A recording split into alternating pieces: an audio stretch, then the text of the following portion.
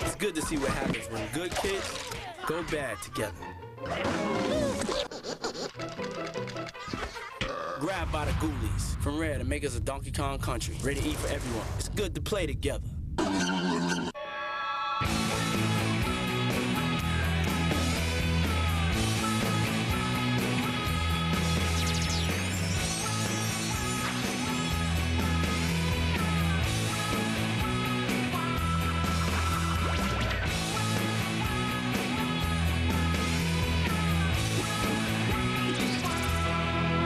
Get adult twin t-shirts and plush now. It became a hit.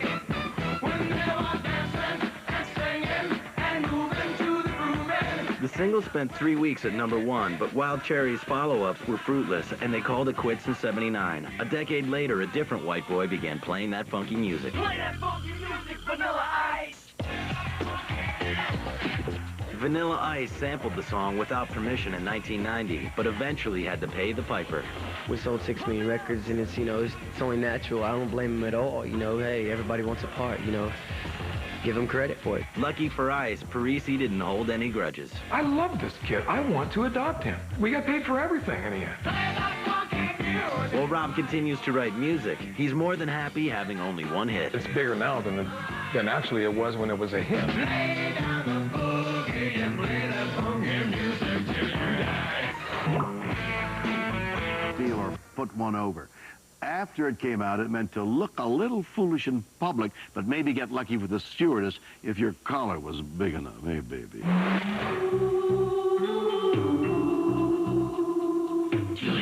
Van McCoy hit it big in 1975 with The Hustle, the Grammy-winning tune that sparked a dance craze that had everyone and their grandmother grooving. Oh, my God. That was the beginning of disco, you know? Van McCoy, I mean, that was amazing stuff. The Hustle is a classic among classics. The flute, it's just probably one of the most recognizable things in pop music. McCoy was inspired to write The Hustle when a New York DJ told him about a new dance on the club scene that was more ballroom than disco.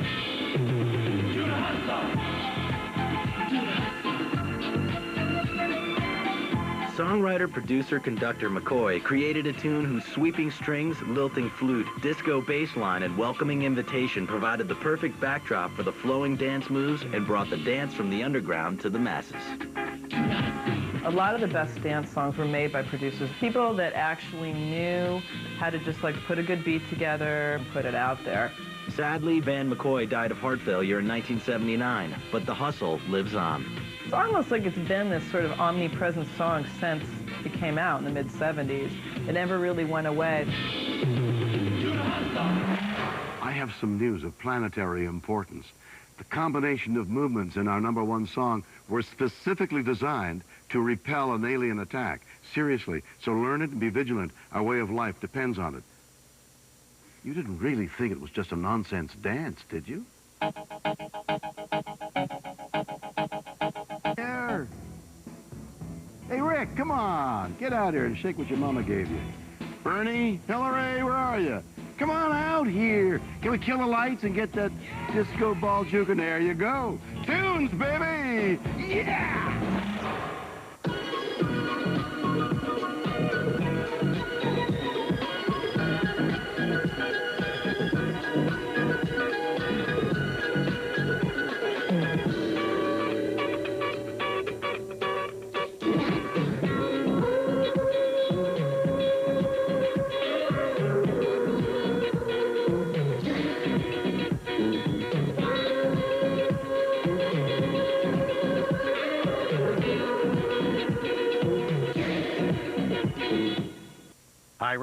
I ran so far away. It's one-hit wonders. New wave. In the decade of excess, they put the one in wonder. Having one hit is better than none. He coined the catchphrase that made chemistry teachers cool. She blinded me with science. If an artist is going to be saddled with one hit, I'm pretty comfortable with She Blinded Me with Science. The guilt of a phony phone caller. We tried to make it right by people. We paid to have a few people's number changed. And a group that gave new meaning to the term bird's nest. My hairstyle just won Best Hair of the 80s on a TV poll.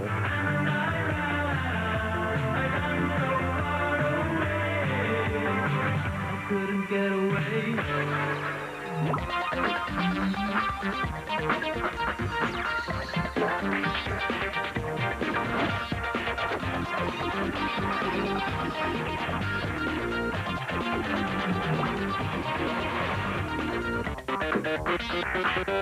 Hi, I'm William Shatner, and this is VH1's One-Hit Wonders. A one-hit wonder. It holds a special place in music history. Though they sometimes seem to come out of the blue, they have stories, too, and that's why we're here. Today, we're exploring songs from the genre that brought us more bleeps and bloops than a game of Pac-Man. So, fire up your synthesizer, wrap on a skinny tie, and do something ridiculous with your hair. It's time for One-Hit Wonders, New Wave style.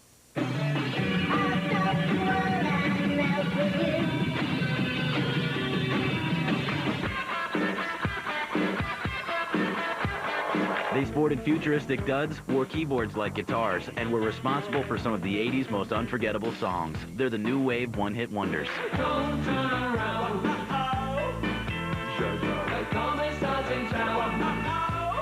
Nicer than punk, but wilder than classic rock, New Wave boomed in the early 80s, thanks largely to a new cable channel that gave the young visual bands round-the-clock exposure. New Wavers weren't afraid of new technology, especially the synthesizer, which got a real workout by artists like Gary Newman with his one and only hit about some popular old wave technology. Here's my car. I go sing this of all. I can lock on my doors. It's the only way to live in cars. But New Wave wasn't just about the music. Style was often equally important, especially hairstyle. British group Kajagoogoo weren't too shy to wear these dudes in the video for their only hit. For New Wave fans, the more exotic the artist, the better. In 1984, German group Nena's 99 Luftballons proved you didn't even have to sing in English to get a U.S. hit.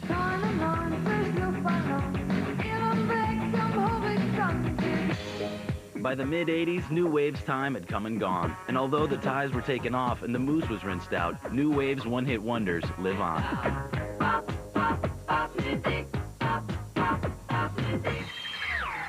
Our first artist is a perfect example of the old adage, write what you know. What can I say? This guy knows himself some science. He blinded me with science.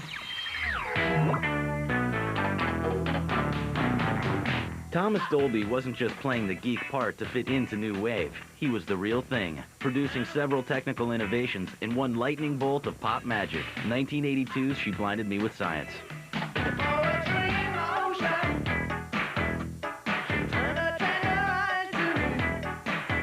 Science arrived at a time when everybody was talking about the British invasion and electronic dance music. And I came along with a catchy song and a fun video that got played to death on MTV. Science! I love the word science. Science became a kind of a catchphrase. Science! Dolby was born Thomas Robertson in Cairo, Egypt in 1958. The son of a British archaeologist, Robertson began experimenting with sound technology early on. When I was in school, I was the first kid on the block to get a tape machine. I used to cut up the tapes, you know, and make new things out of them. And by, people just gave me the nickname Dolby. Dropping out of school at 16, Dolby settled in London to focus on music. Once his homemade demos began circulating, offers started pouring in to do session work, with artists ranging from Houdini to Foreigner to Lena Lovitch. In 1982, Dolby recorded his first album, The Golden Age of Wireless. The album made an impact in England, but went nowhere in the U.S. That is, until it was re-released with She Blinded Me with Science. She blinded me with science. A quirky tale of a mad scientist in love, the song featured Dolby's pioneering synthesizer sounds and the distinct vocal stylings of eccentric British scientist Magnus Pyke. Science! Dr. Magnus Pyke was very famous in the UK. He would do kids' science shows where kids would come on and ask him, you know, why Saturn had rings, and he'd go, well, there's all sorts of particles floating around in the air. Good heavens, Miss Sakamoto, you're beautiful! After that song was a hit, people would sneak up behind him on the sidewalk going, science! I don't believe it!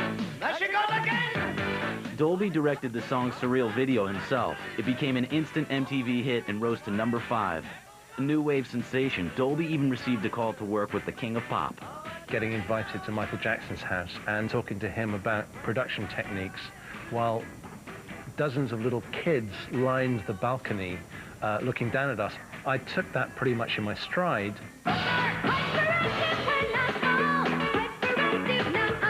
Although his next album featured the minor hit Hyperactive, Dolby was never able to capture the commercial success of his debut, but he became in demand as a producer and film score composer, working on George Lucas's box office turkey, Howard the Duck.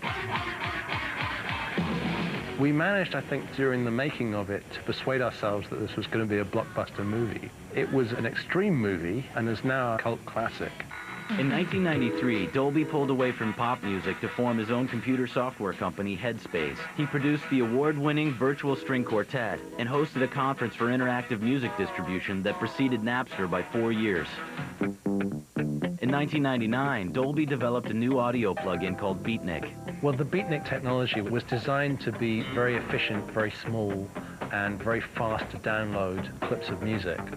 So it was quite natural that Nokia mobile phones latched onto it as a way to make ringtones better. Check it out now. 2002 saw Dolby return to his musical roots with the release of the live album 40. Well, during much of the 90s, I've been so busy being a Silicon Valley entrepreneur that it hasn't left me much time to do music. And I miss it. I especially miss playing live. With a career rich in innovation and experimentation, Dolby is now at ease with the slice of new wave history that made him famous. When people have referred to me as a one-hit wonder, my response is, hey, that's one more than you've had, buddy. I never really considered myself a mainstream commercial artist, so it's kind of nice to have that as icing on the cake.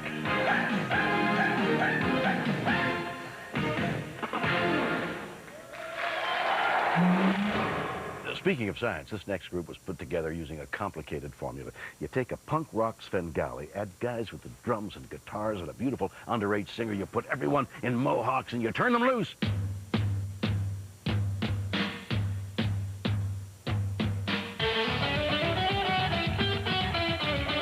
Bow Wow Wow were only around for 3 tumultuous years, but they left behind one of the most memorable songs of the new wave era.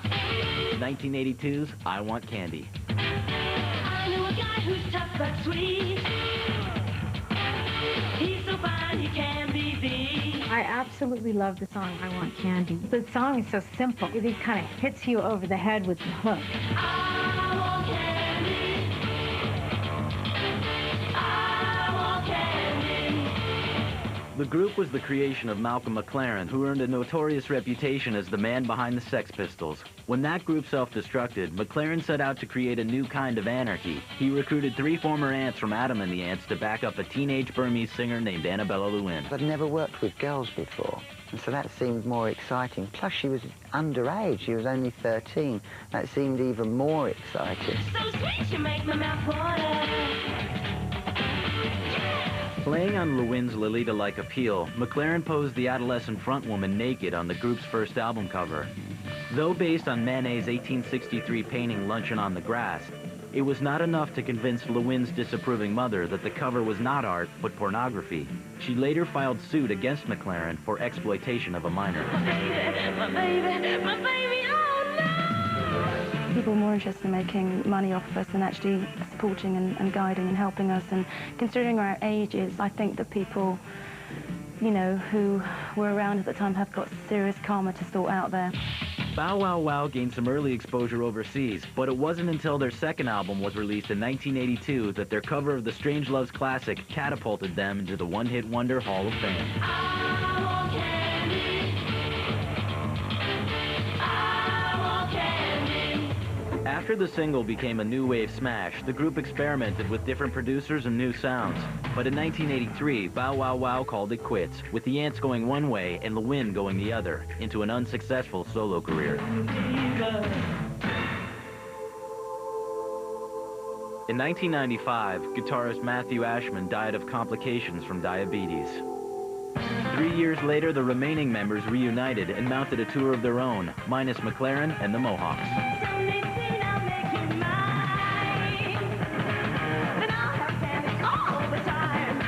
To come back for this experience as Bow Wow has been incredible, because a lot of people have come up to us and said, you inspired us to form a group, and that is like what we were there for. Today, Lewin is also busy pursuing an acting career. In 1999, she appeared in the film Reckless and Wild. The punk priestess has had time over the years for reflection and forgiveness, too. I met Buddhists, and they were people from all over the world. And I kind of went, okay, well, take me to your leader.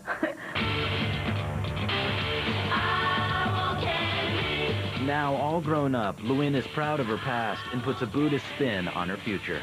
The main thing that I'd like to say is we just want people to have fun and try not to judge us. Not judge us at all. Between you and me, candy on the beach isn't really all it's cracked up to be. You ever try getting melted chocolate out of your swimsuit pocket? Not fun. When we return, a famous phone number? Jenny, who can I turn to? And a hair-raising tale of one-hit wonder.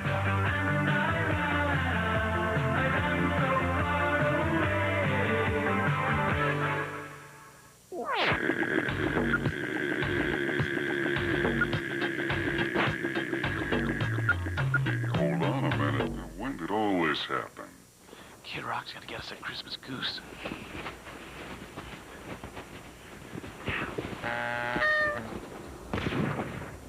Oh!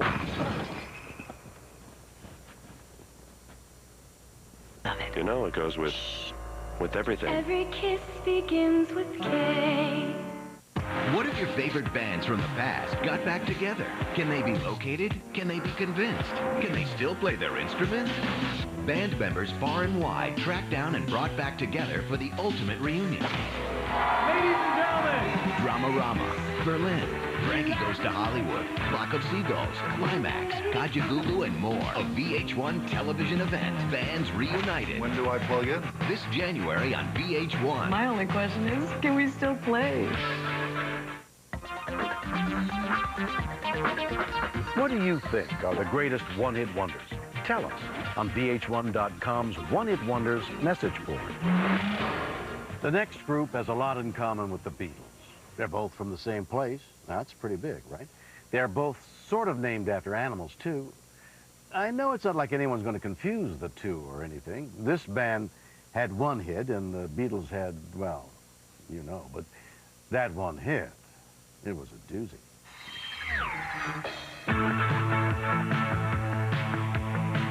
Even in an era defined by extreme hairdos, A Flock of Seagulls were a cut above the rest. I walk along the avenue.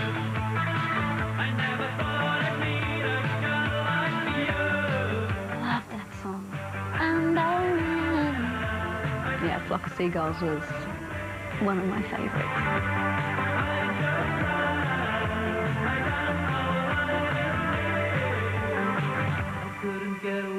Led by keyboardist and singer Mike Score, the Liverpool Quartet created a stir overseas with their signature hairstyle. I designed this haircut that was like how I'd like to look if I was a spaceman, and then I started to work on it because I used to be a hairdresser. A lot of people came to see us just to see the hair, so it served its purpose, and you're talking to me now really because I had a crazy haircut. A Flock of Seagulls' new romantic meets sci-fi look and space-age video theatrics seemed tailor-made for the new era in music. 1982's I Ran was one of the first videos to capitalize on the early success of MTV.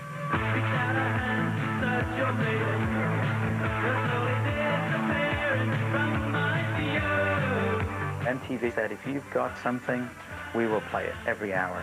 They were desperate for videos. We were desperate for exposure. Their constant video play helped the single climb into the top 10, and the Pompadour Pop Stars won a spot opening for the Police. They even took home a Best Rock Instrumental Grammy in 1983 for their track DNA.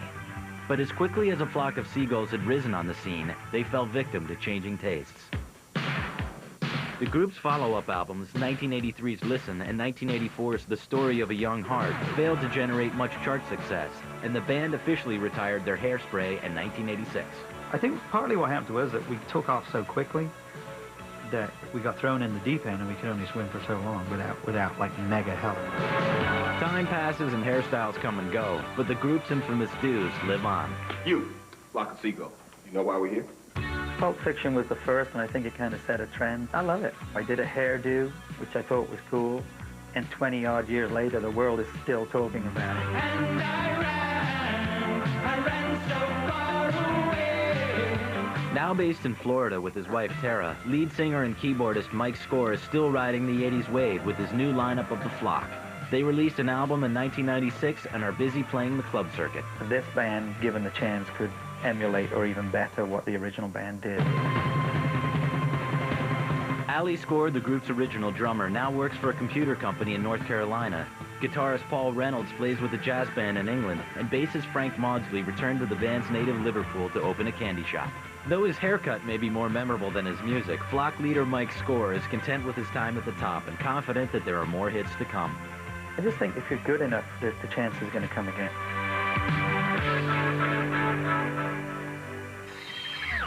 Still to come on VH1's One Hit Wonders, the one phone number none of us will ever be able to get out of our heads. The song is, still sounds great. I guess it's an all-time classic. But first, which group scored their only hit with a song inspired by a schoolgirl who went on a shooting spree in 1979? The answer when we return.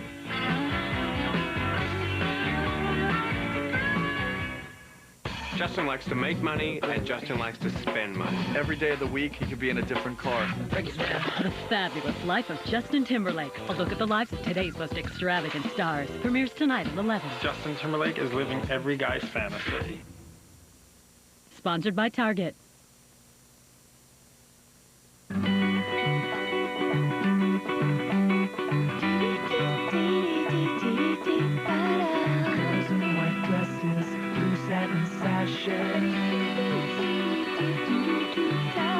Snowflakes that stay on my nose and eyelashes. These are a few of my favorite things.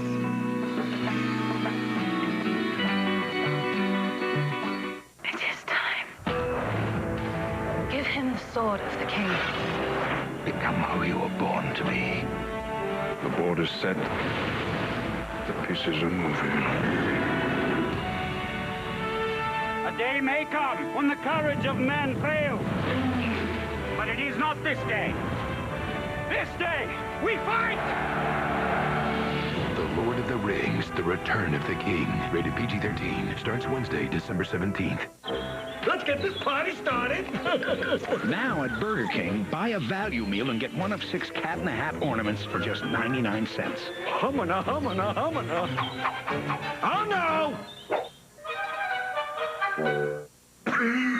This'll take care of your cold symptoms, so you'll have energy for the snow.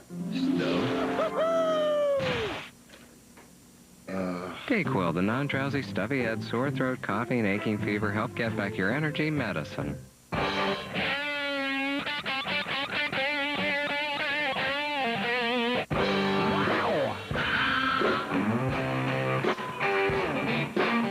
Jetson Untamed, a new cologne for men.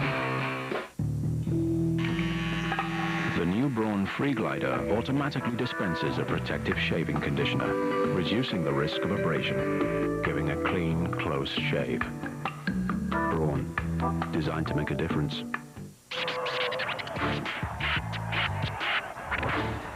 Yo, what's up? That's right, he back. Yo, yo.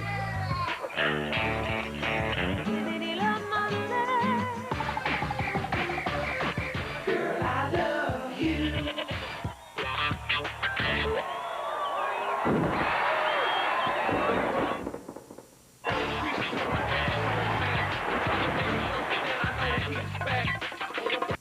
Coast 103's music sounds great on the job, doesn't it?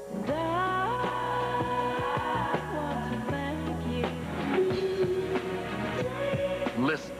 My gift is my song, and this one's for you. Coast 103's music is perfect for the office. Coast Coast 103.5, Southern California's soft rock with less talk. Grammy-winning artist Nelly Furtado returns with Folklore, featuring the arresting new single Powerless, Say What You Want. The album contains a web link to the Folklore Europass contest to win a holiday to Portugal, VIP access to a special Nelly live event, plus exclusive bonus footage on the making of Folklore and highlights from the 2002 Burn in the Spotlight tour. Folklore, in stores now. Better watch out, better not cry, better not pout, I'm telling you why. Kid Rock, I'm coming to town. He's making a list and checking it twice. Gonna find out who's naughty and nice.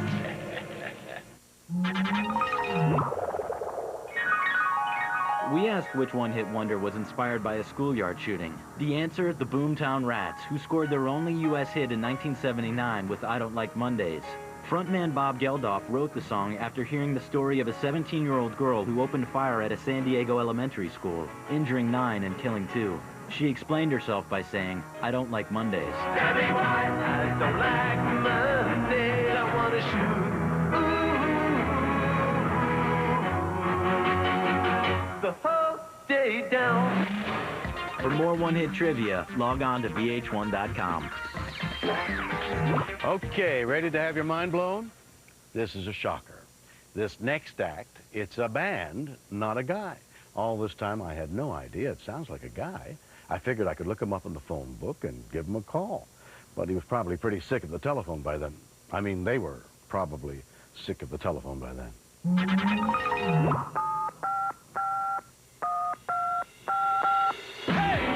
In 1982, San Francisco new wave group Tommy Two-Tone made 867-5309 the most famous phone number in the country and gave crank callers a new mantra.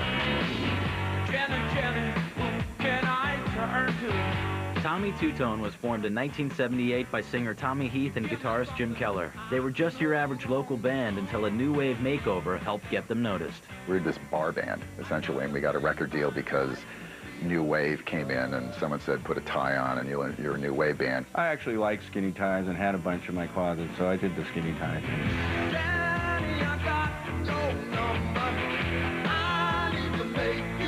The band scored a minor hit with 1980's Angels Say No from their debut album, but it wasn't until late the next year that the anthem of lust and graffiti, 867-5309 Jenny, rang out across the airwaves.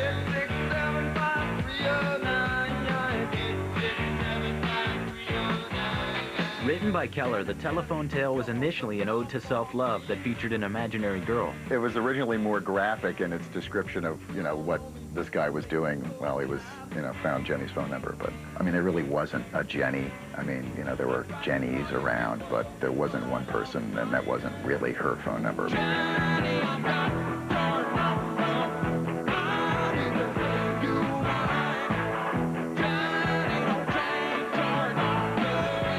Jenny sold 500,000 copies and hit number 4 on the charts, but that's only half the story. The phone number that's chanted endlessly in the song had real customers attached to it in 97 of the country's 106 area codes. Needless to say, they got a lot of calls.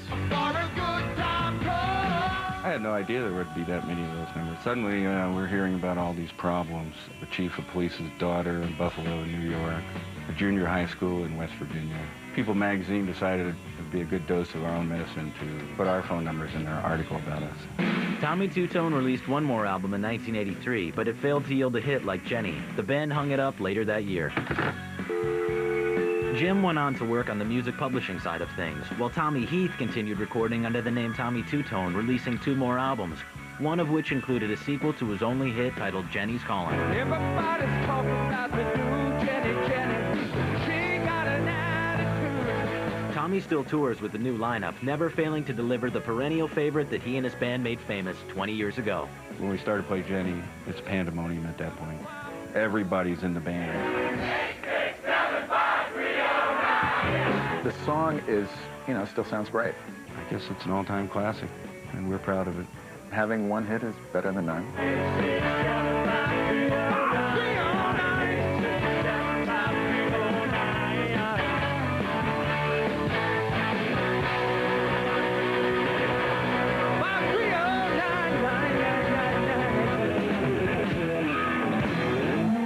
Thank you. I wonder if I could use Thomas Dolby's technology to download Tommy Two-Tone's song to ring on my cell phone. Wouldn't that be something? Well, that wraps up our new wave installment of VH1's One Hit Wonder show. I hope you learned a thing or two about the little artists that could. William Shatner here saying one hit, it sure beats no hits at all.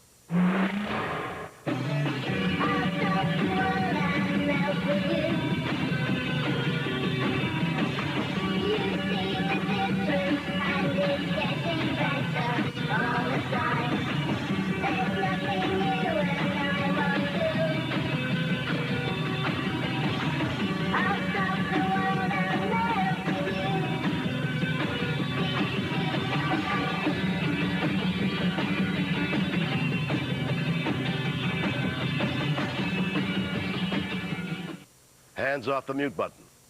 This is VH1's One Hit Wonders, TV Tunes edition. How appropriate.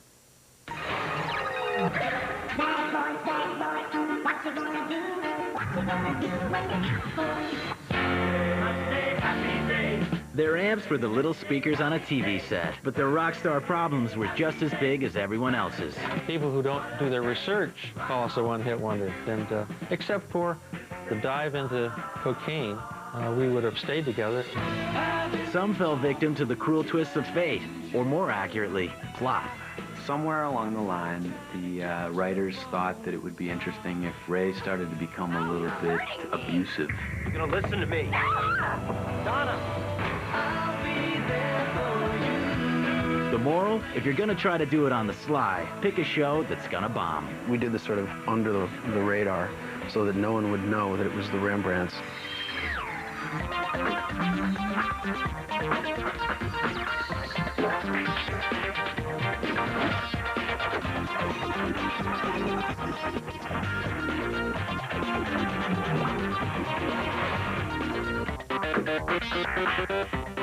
A TV show with its own theme. Doing a show about TV themes. I hope I don't tear a hole in the fabric of time itself. I'm William Shatner, and we're counting down the greatest of those songs that start off an evening at home for so many of us. We begin with a show that was about the trials and tribulations of a struggling young band, and it might have succeeded if scenes of people endlessly mailing out show flyers were the least bit interesting.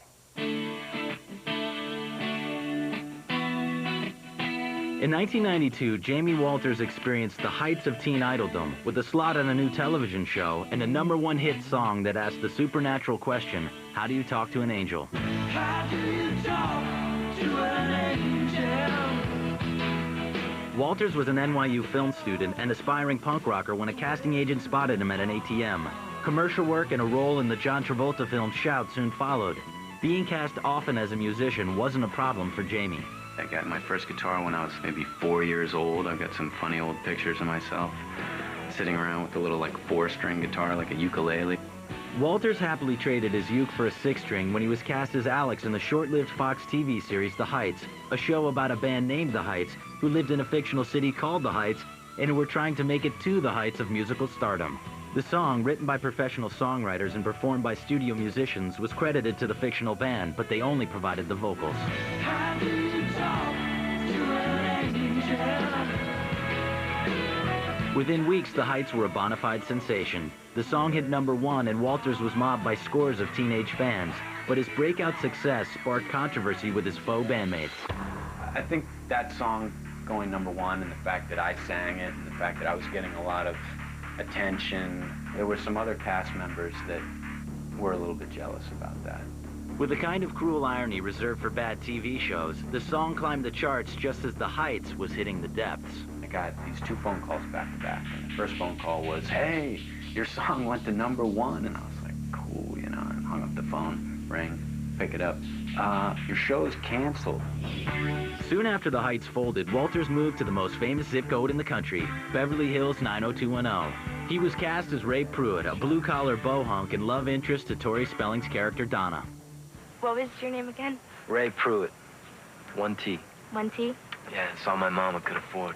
Like Jamie, Ray 1 T Pruitt was also a musician. But Ray's determination to make it in the music business led to violent conflict with Donna. Ow, you're hurting me! You're gonna listen to me. Donna! Donna! And Walters found his own music career beginning to suffer. People would come up to me and they'd say, hey, you gotta stop treating Donna so bad. What's up with you? Despite a last-ditch effort by the show's writers to bring Ray Pruitt back into Donna's good graces, the damage was done, and Walters left the show. He put his acting career on the back burner and spent the rest of the 90s recording music and touring with his band. In 2000, Walters decided to pursue a longtime interest and become a paramedic. He now works for the LA County Fire Department. But music is still a part of his life. In 2002, Jamie released a new record, Believed, an independent release on which he wrote all the songs and played most of the instruments. He enjoys the balance he has created in his life and remembers the musical heights he scaled fondly. That was a great time in my life, and it was so exciting to have a #1 song.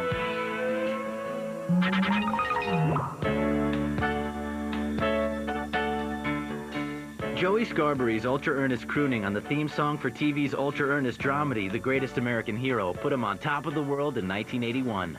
Of the pop world, that is. Believe it or not, I'm walking on air. I never thought I could feel so free. After struggling as a backup singer for years for the likes of Loretta Lynn, Scarberry got his big chance at TV theme song fame when he was drafted by songwriting guru Mike Post to sing Hero's Mellow Musings. Joey Scarberry, the American Hero. It was the classic thing where you'd hear it for 30 seconds on the TV show and you'd be singing along. Believe it or not. Walking on air, I never thought I could feel so free. The Greatest American Hero gave up the cape after 3 seasons, but its theme song memorably reappeared years later in another popular sitcom. Believe it or not, George isn't at home. Please leave a message at the beep. And unable to escape one-hit wonderdom, Scarberry went on to pursue his passion for softball, believe it or not.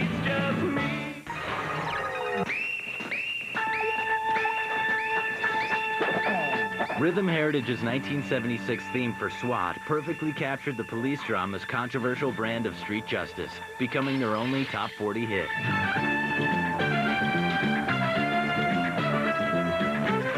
There's not that many TV theme songs that you can actually get your groove onto, that you can actually really dance to. The theme from SWAT is one of those songs. Rhythm Heritage was comprised of a group of LA session players who made a name for themselves doing danceable cover versions of TV themes. But it was the #1 chart walk of SWAT that put the TV-friendly group momentarily on the map.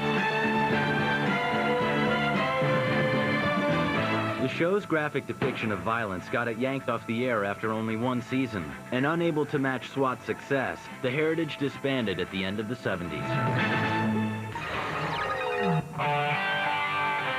In 1996, critic darlings the Bodines scored their soul hit when Closer to Free became the theme song for Fox TV's Party of Five.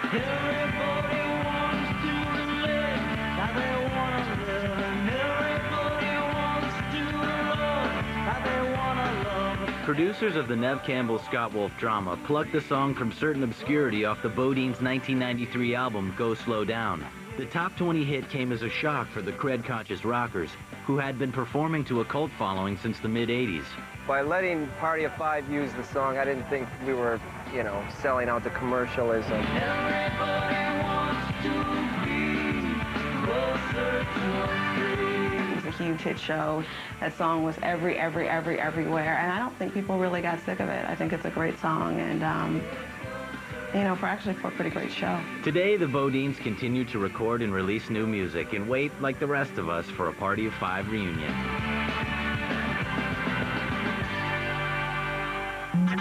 Now, if the late 70s are remembered for nothing else, it should be for the surplus of bouncing and behaving hair. And this next guy certainly had that going on.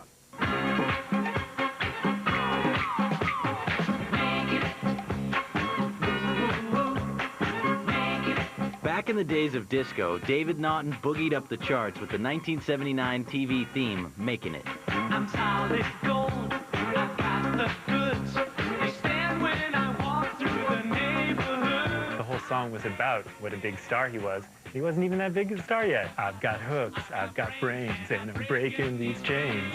We'll see about that, won't we?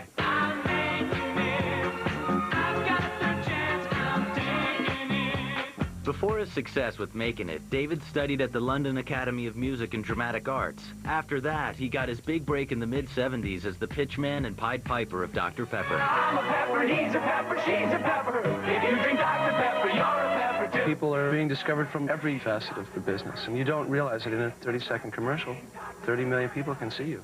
Next, David was off to star in Making It, a TV series inspired by Saturday Night Fever. You're going out with your brother, aren't you, to that place? What place? That disco place, that oven. The Inferno.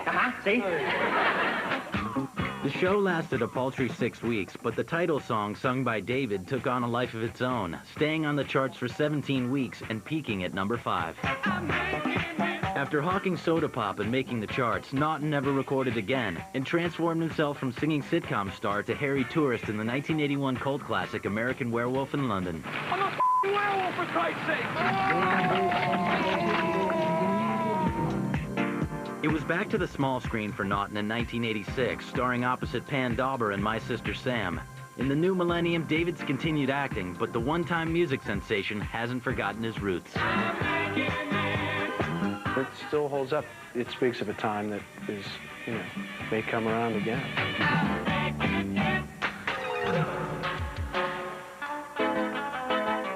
In 1993, the swaggering reggae song Bad Boys for the mother of all reality shows, Cops, struck just the right note with listeners, law-abiding and otherwise, finally giving Inner Circle a U.S. hit. Bad boys, what you gonna do? What you gonna do when they come for you? Inner Circle hit the TV theme song Jackpot in the early 90s when Fox Television selected Bad Boys to open their new show. Law Enforcement never sounded so funky, and Bad Boys shot to number 8 on the U.S. charts. That song is kind of, seems to me like something of a rebel song, but then it's used for a show that's all about sort of rounding up the bad boys and putting them behind bars. Bad boys, what you gonna do? What you gonna do when they come for you? Bad boys, what you gonna do? While Inner Circle have yet to duplicate their multimedia success, they continue to tour, and Cops, now entering its 14th season, keeps Bad Boys in constant rotation, making it a favorite for all, except those about to be arrested.